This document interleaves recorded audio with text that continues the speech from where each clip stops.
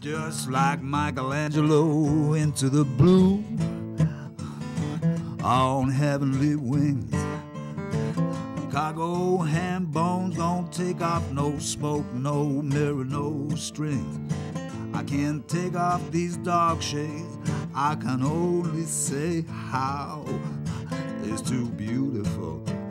Our town on TV, our town, there's you and me. Upside down, hanging out of an airplane. Welcome to Our Town, and I'm your host, Larry Frost. And it's a beautiful February day here. Today we have a great show for you. First up is Bill Piercey, the new Amesbury Chamber of Commerce Executive Director, and then Officer Tom Hanshaw, which will be giving us some winter tips, safety tips, and then we'll be having a third segment will be just out and about with nature in our town. So let's get started. Welcome to this segment of Our Town, and today we're with Bill Piercey, the Amesbury Chamber of Commerce Executive Director. Correct? Thanks for being, yes, absolutely. Thanks for coming. Thank you for taking the time. What brought you over to Amesbury? Well, to the Chamber, it was when I ran the Newburyport Chamber for 10 years and then left, there's always been a part of me that's enjoyed this type of work, working with people, working with a variety of different businesses, city government, state government. Having worked in the insurance field for the last 4.5 years, that part that I just mentioned, I didn't realize I missed it as much as I did. And when the opportunity came knocking to look at this position and work in the community of which I live, was very appealing. And I'm grateful for this opportunity. I'm looking forward to it. Well, you were also part of the chamber in Newburyport, correct? That's right, for 10 years. For 10 years, yeah. And then Jason Lunt, was it? Jason Lunt for the last 4.5. So you're from the business world. Yeah, and business world in this area. I've been very active in Amesbury, Salisbury, and Newburyport. So it's nice to be able to continue to work in this environment. How do you see Amesbury in the future as far as the business needs and stuff? Well, I've lived here almost 18 years, and the transformation has been amazing. I think right now Amesbury is on the cusp of some very interesting times. Obviously, economically, it's been tough the last few years, but we're hoping to see a trend that's moving out. And if you look around the city, you look at what's happened to Carriagetown Plaza coming in, the road work that's being done on Route 110 and Elm Street, the expansions, the downtown particularly, it's vibrant. The restaurant scenes, we're seeing a change in the retail scene also. The transportation center. And the transportation center is sort of a real staple because I've been, hearing about that for, maybe 15 of the 18 years I've been here. And it's wonderful to see that is underway, and we'll have a ribbon cutting in the next year and a half, and the expansion of the senior center. So, and I have a feeling, and this is just my own opinion, is that transportation center is going to be the linchpin of other redevelopment in the lower Mill Yard particularly. I think you have to start somewhere. And I think the transportation center is the key to that revitalization of the lower Mill Yard. The mayor's working on the relocation of the DPW. Hopefully the business community, the chamber, can work with the mayor in making that a reality. And again, I have a feeling that we are starting to see the pendulum swing the other way. Well, according to the article, you do very well working with everybody, whether it's chamber people or business people. You're a good organizer, a great organizer with the article, right? So your envision of Amesbury, I think, with your enthusiasm, is going to be excellent. Well, I try to be an organizer, sometimes not as well as I'd like to, but I enjoy working with people, and I enjoy working with a lot of different people, the small entrepreneur retailer to, the manufacturing sector. I can kind of work with a lot of different people, a lot of different factions. And my experience, over in Newburyport, I think is going to pay dividends here because my relationship with our state elected officials as well as our congressmen, not only Congressman. You have great Tierney. contacts.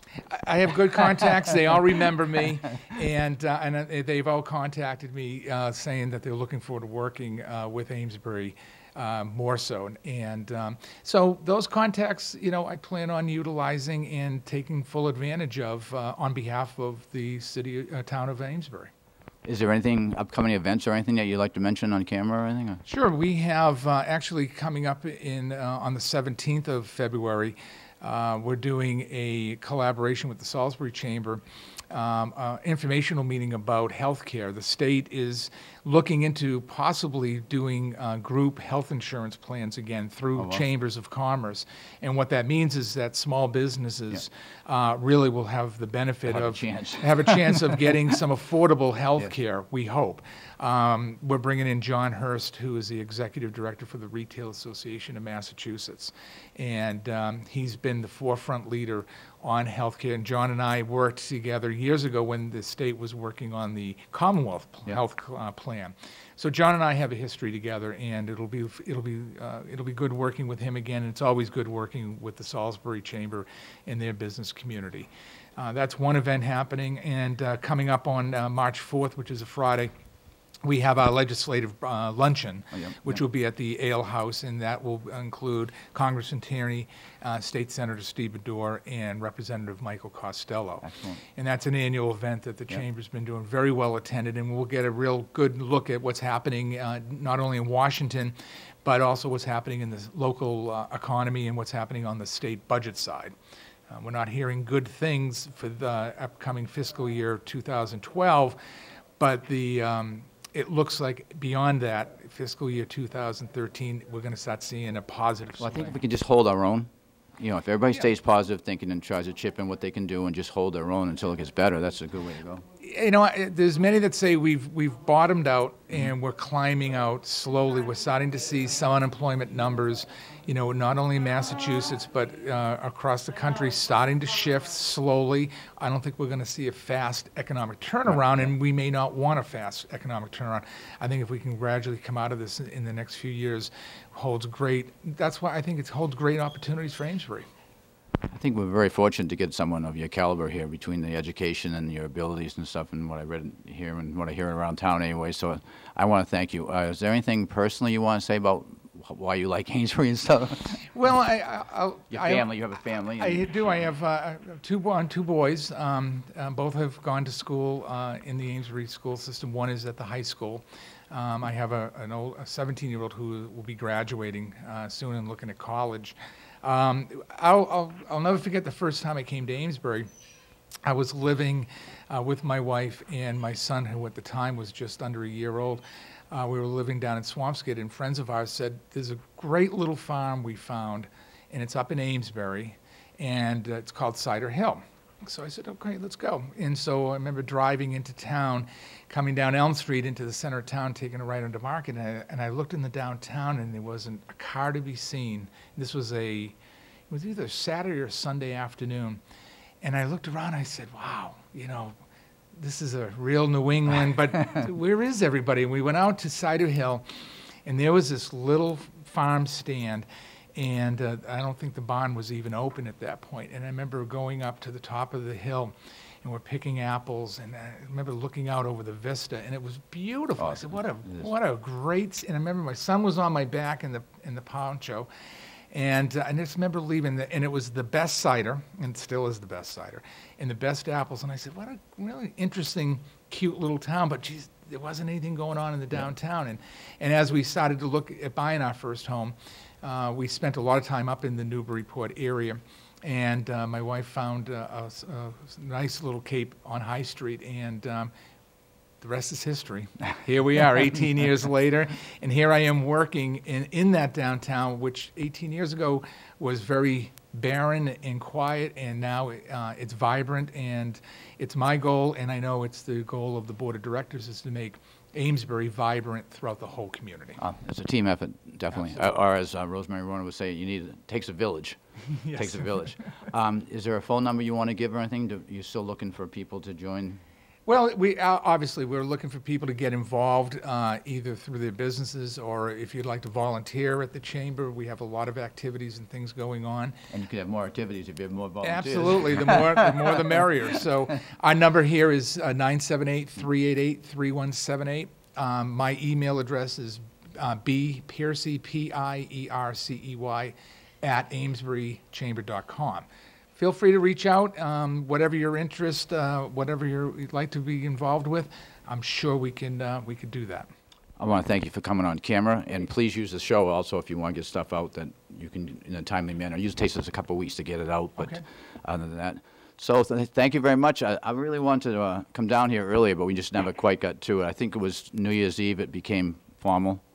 So- Yes, right around the holidays. So, and since then it's been snowing.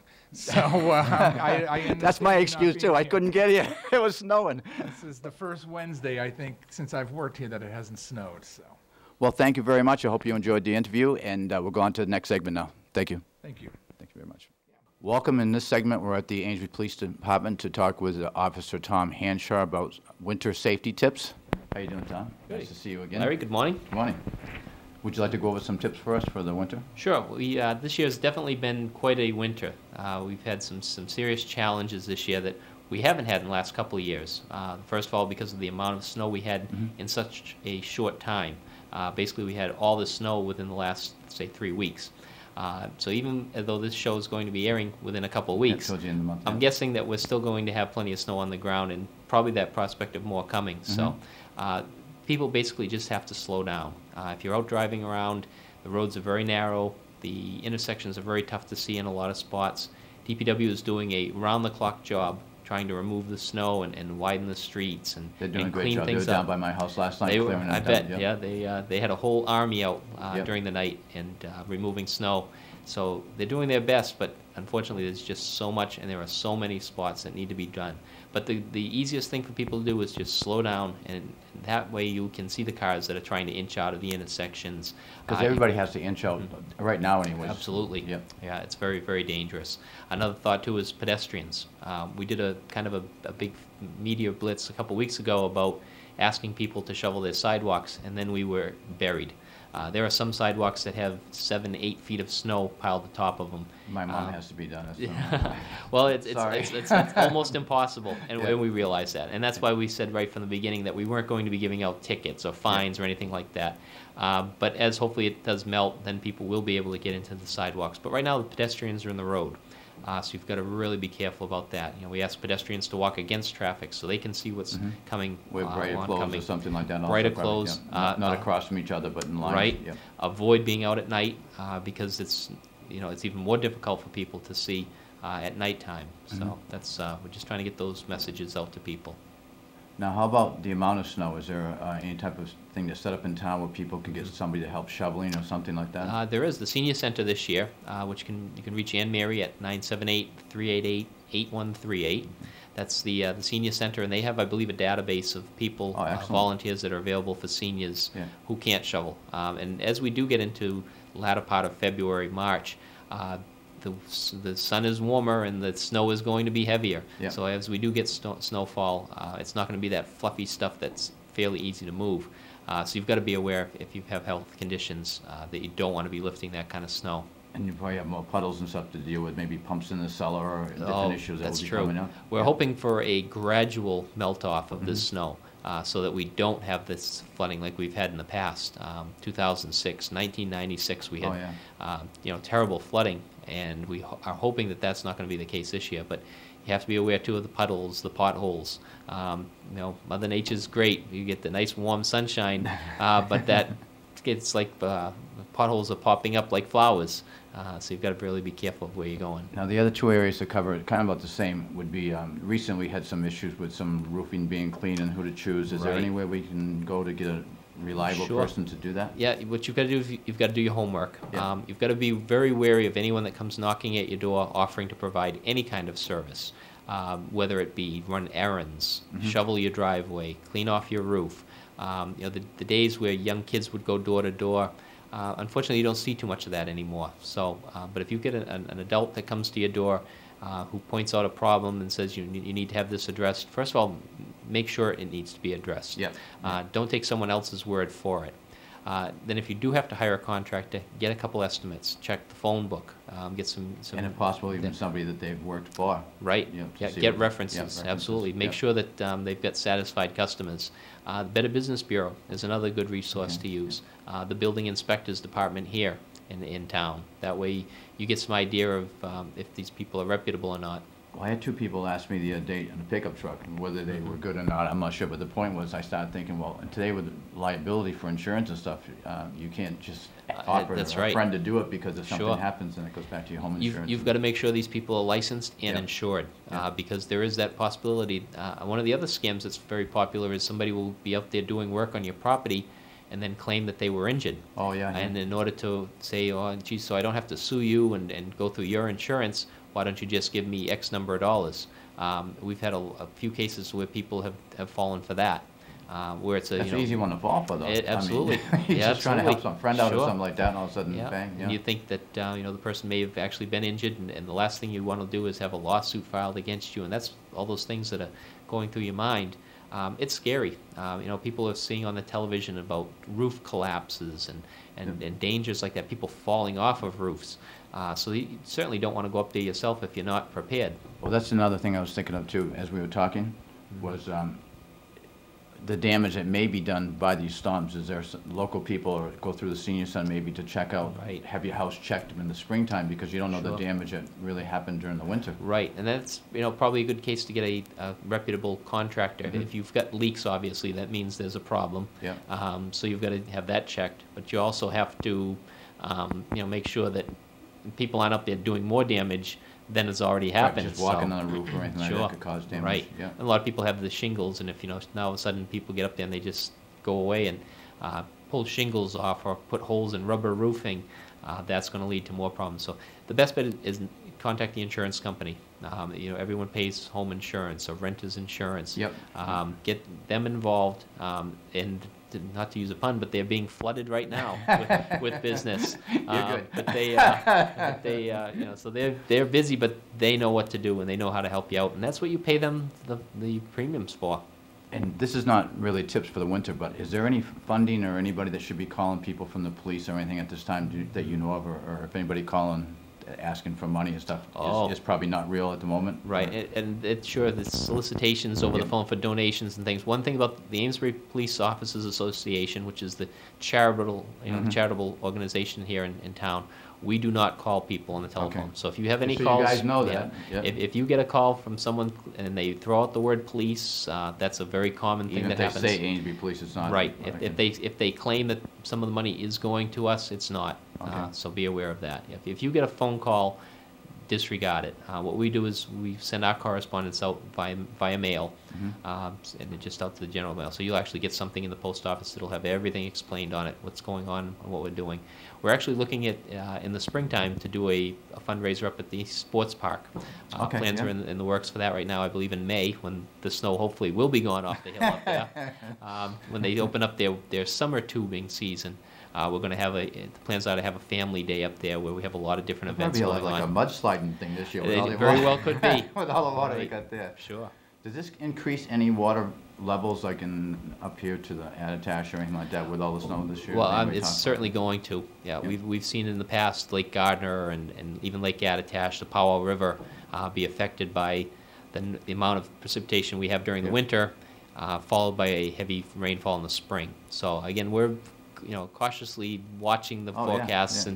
and keeping an eye. It's great that as we film this here on the 10th, Yep. the long range forecast for the next week or so is for no storms, and that's good. We need a break because we've been just hammered right after another. Well, we've been fairly lucky too with no branches being down, no wires. We So have. if we even get ice or more weight, that Right. could happen too in the Right. future. And as we do get later into the winter season, earlier spring season, Yeah. typically the snow does get heavier and the ice potential happens. So the sun is getting stronger, but it also means that the precipitation will be heavier. The only other quick thing here also is I just remembered that oil if you can shovel or get someone to shovel a path out. Right. To make sure you have enough Right. oil for the seniors or any type Sure. of heating stuff like Yeah, that. definitely, Right? and bulkheads and vents stuff. and those kind of things, right?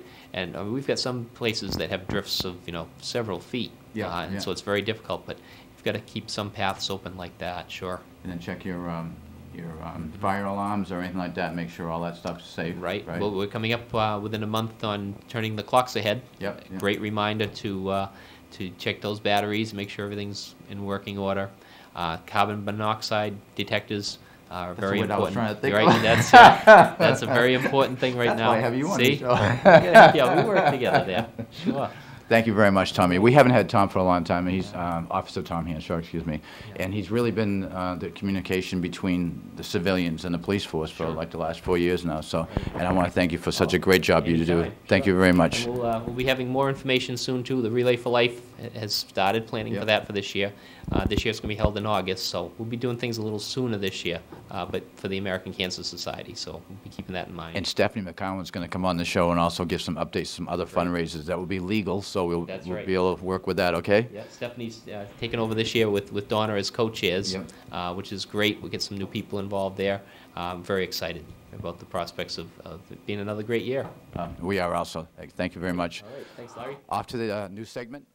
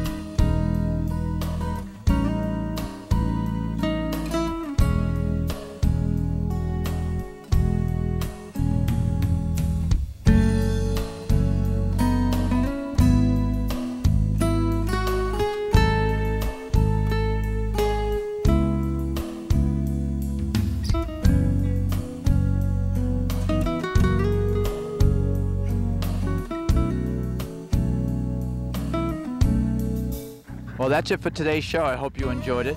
I want to thank the new Amesbury Chamber new Executive Director Bill Piercey, also Officer Tom Hanshaw for the great safety tips. And if you get a chance to come down by the upper mill yard with some food for these ducks here, there's probably a couple hundred here that are very, very hungry. So work hard, stay healthy, and please take time to care for someone. From our town, bye-bye. We're out of here.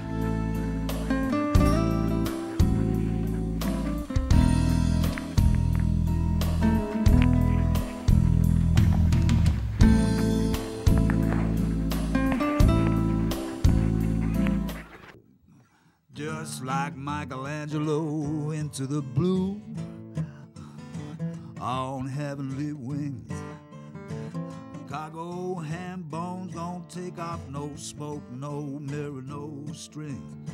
I can't take off these dark shades. I can only say how it's too beautiful.